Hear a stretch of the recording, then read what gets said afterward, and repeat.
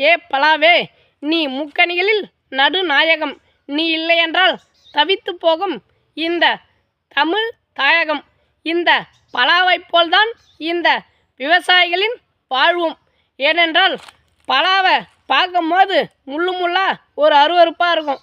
அதை பிக்கும் போது சட சடையாக அருவருப்பாக இருக்கும்.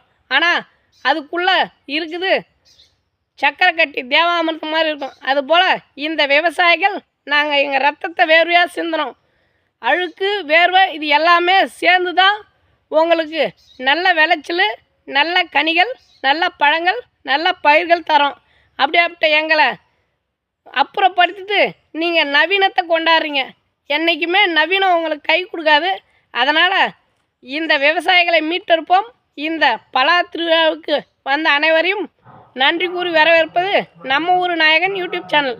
நன்றி, வணக்கம்.